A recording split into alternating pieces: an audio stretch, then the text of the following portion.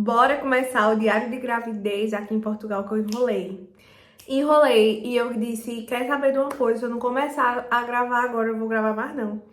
Então eu acho que é um momento propício, até porque tô mais tranquila, passei daquele primeiro trimestre que eu tava enjoando muito, passei muito mal. E também tô mais de boa para poder falar sobre tudo, tirar dúvidas de vocês, responder algumas questões, compartilhar a minha experiência, como tem sido estar grávida aqui em Portugal, como tem sido o acompanhamento de pré-natal. Isso que eu sei que vocês têm muita curiosidade. Enfim, é algo que eu com certeza ia querer saber se eu estivesse migrando aqui para Portugal agora. Então eu vou fazer esse vídeo como uma forma especial de poder ajudar outras mulheres que venham a engravidar aqui em Portugal, que também sejam imigrantes como eu, então sintam-se acolhidas e abraçadas. É um processo lindo e que a gente aprende muita coisa no meio do caminho, até porque nós somos mães de primeira viagem, né? Não sei você que tá assistindo esse vídeo, mas eu sou. Então eu vou compartilhar com vocês nesse primeiro vídeo, vou fazer esse episódio 1.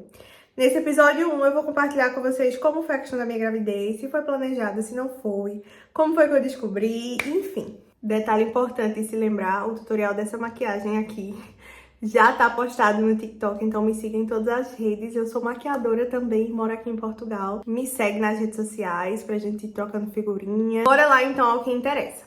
Primeiro ponto. A minha gravidez, ela foi planejada, já era um sonho assim meu e do meu marido. A gente engravidar e tudo, já havíamos nos preparando, tanto emocionalmente como financeiramente também, então tinha todas essas questões. Estávamos trabalhando, então eu quis me sentir segura. Eu sei que pronta não é a palavra certa, porque eu acho que a gente nunca tá pronta de verdade, sabe? E isso é de fato mesmo. Se você for esperar se sentir pronta para engravidar, a gente não se sente pronta nunca, né? A gente se torna pronta na trajetória, enfim, Deus prepara. Mas a questão não era o me sentir pronta, mas era o me sentir preparada para encarar os erros e os acertos e os desafios do processo. Nem sempre nós estamos na nossa melhor fase, na nossa melhor mentalidade.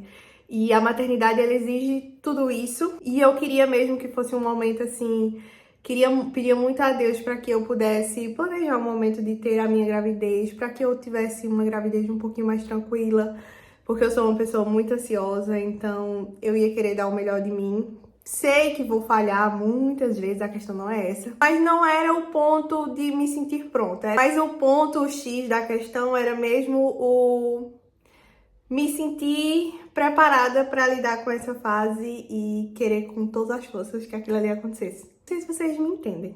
A gente sempre falou muito de construir família, de engravidar, desde quando a gente namorava, enfim, quando casamos, quando imigramos para Portugal. Até que a gente foi se alinhando, se ajustando. Eu tinha um Implanon, né, o método contraceptivo. Posso até fazer um vídeo depois explicando para vocês direitinho como foi esse meu processo com o Implanon, a adaptação. Sei que muita gente também tem dúvida, mas foi um método que eu usava na época, enfim. E casei usando esse método. Depois foi que, quando a gente decidiu engravidar, foi que eu retirei o Implanon. Retirei aqui em Portugal também. Até que a gente resolveu, assim, sentir no coração de tipo, pronto, chegou o nosso momento, vamos tentar engravidar, mas vamos também entregar totalmente nas mãos de Deus, porque eu sei que não é uma coisa que ia ser do dia pra noite, que podia demorar tempo, podia ser desafiante para nós dois, enquanto marido, mulher, esperando o primeiro filho, as tentativas, enfim. Eu sei que muita gente passa por esse processo e eu quero muito que se sintam todas acolhidas. Eu imaginei que eu ia ser uma tentante, não sei por que eu imaginei isso, mas eu achei que ia ser. Enfim, decidimos, vamos tentar engravidar então agora. E aí marquei, tirei meu Implanon. Não disse a ninguém, não falei pra ninguém na minha família, ninguém sabia que eu tinha tirado o Implanon. Porque eu pensei assim, se eu falar para as pessoas vão ficar me cobrando. E aí, não sei o que, já engravidou, e no bababá, e tenta isso, e tenta aquilo. Enfim, eu fiquei com receio dessa fase, sabe? Que eu pensei assim, eu não sei se eu vou ser uma pessoa tentante por muito tempo. E eu imagino o quão solitário é essa trajetória, o quão desafiante é também, porque muitas mulheres passam por isso e eu não quero sofrer a pressão externa. Talvez eu fosse ficar ainda mais aflita. Então, quando eu decidi tirar o Implanon, eu conversei com o Gustavo, que é o meu marido. E aí eu disse pra ele, olha, eu não quero que ninguém saiba.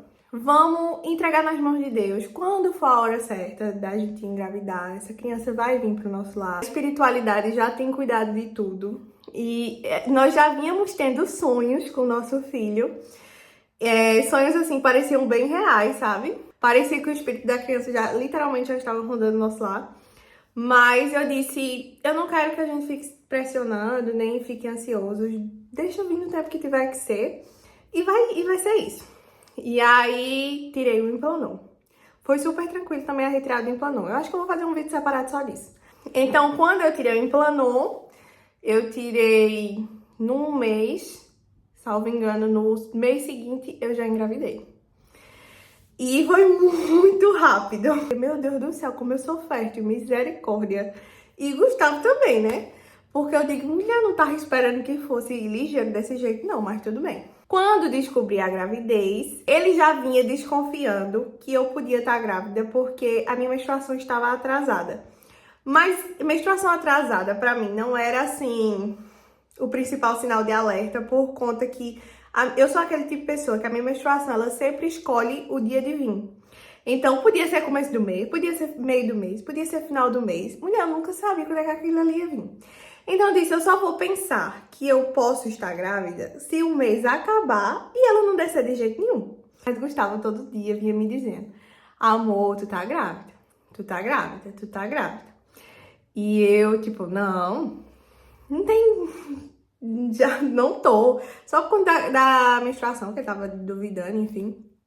Até que eu comecei a sentir leves enjoos de manhãzinha, assim, de manhãzinha bem cedinho, sabe? Era uma gasturinha, assim, bem leve, bem distante, mas era uma gasturinha. E eu lembrei de uma amiga minha que tá grávida, assim, ficou grávida um pouquinho antes de mim. E ela disse que um dos primeiros sintomas dela foi justamente os enjoos matinais. E eu fiquei com aquilo na minha cabeça, né? Eu disse, meu Deus, será? Aí, só que deixei passar. Quando foi um dia que a gente tava tomando café da manhã e eu fui comer um pão de queijo, quem me conhece sabe, quem me segue há mais tempo, sabe principalmente que eu sou louca por pão de queijo. Mulher, quando eu mastiguei aquele pão de queijo, eu quis vomitar.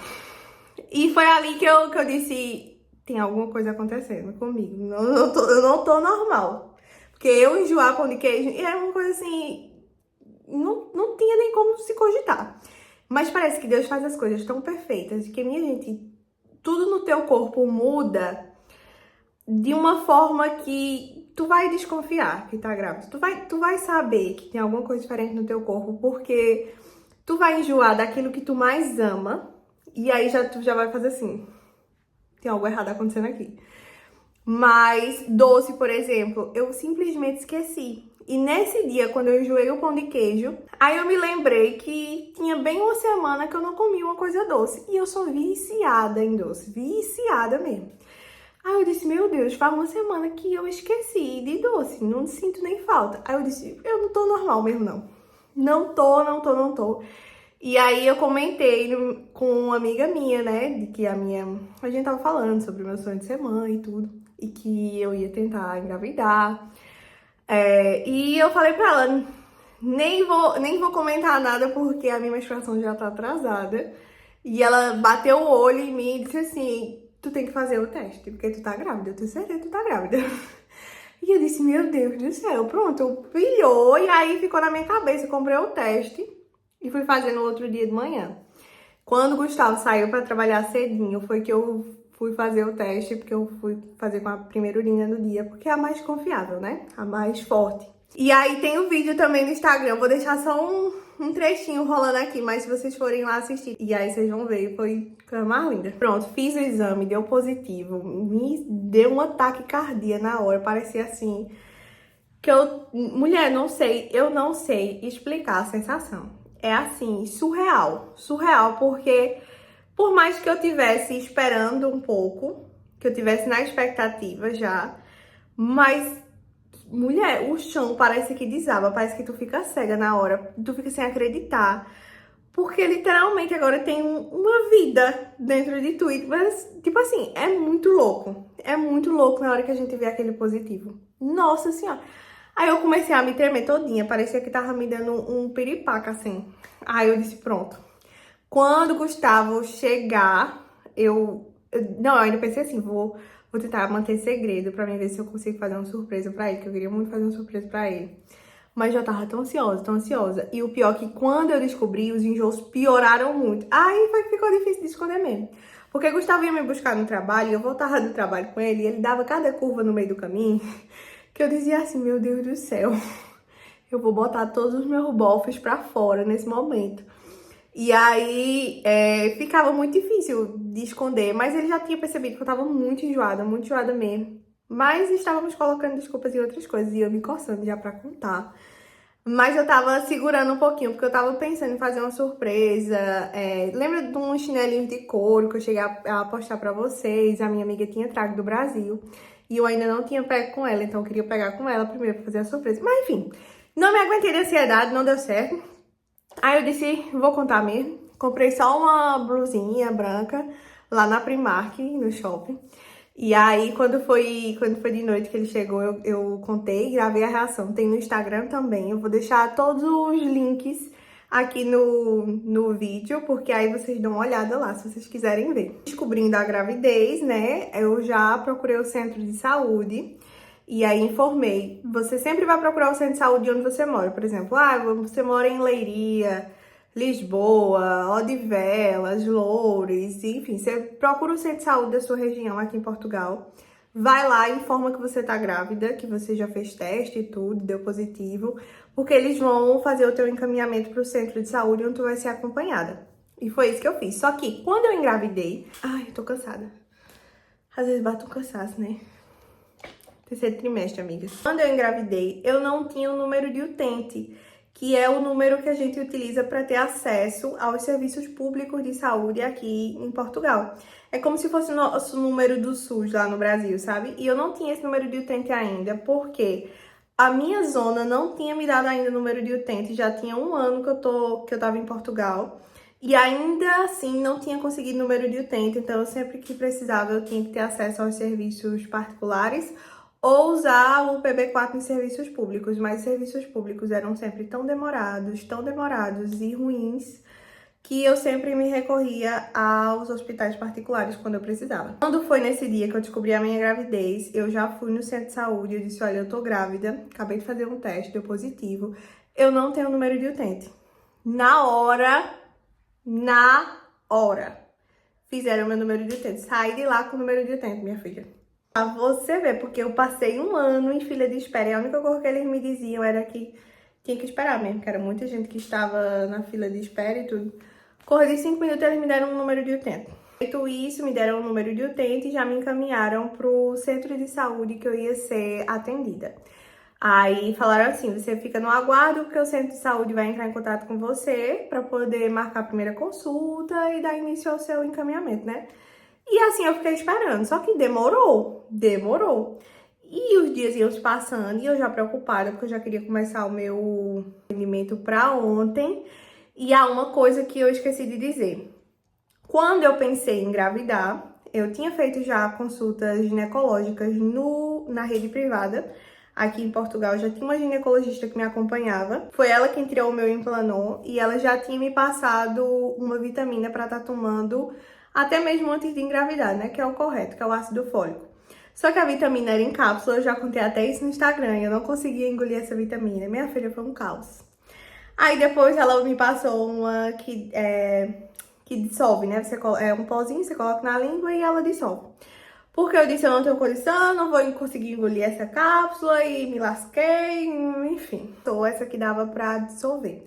E foi assim que eu consegui ir fazendo. Mas isso, da primeira consulta que eu tive com ela, porque ela tirou meu Implanon, me passou a cápsula da gravidez pra eu começar a tomar, até eu retornar nela e ela trocar pro que dissolve, eu já tava grávida. Por isso que eu já tava assim, ó, atordoada da cabeça. Porque eu disse, meu Deus do céu, eu engravidei e eu não tô tomando a vitamina que a mulher passou. Aí voltei no particular, porque o público não tinha me chamado ainda pra marcar a primeira consulta. Voltei no particular, ela me passou a vitamina pra dissolver e me passou os primeiros exames também. Mas aí eu fiquei aguardando pra ver se eu era chamada no público para poder conseguir fazer esses exames e esse acompanhamento no público, porque se fosse no particular ia sair muito, muito, muito caro. Aí vocês aguardem um pouquinho, porque eu vou trazer a parte 2 com mais informações sobre o primeiro trimestre e o acompanhamento da minha gravidez aqui em Portugal.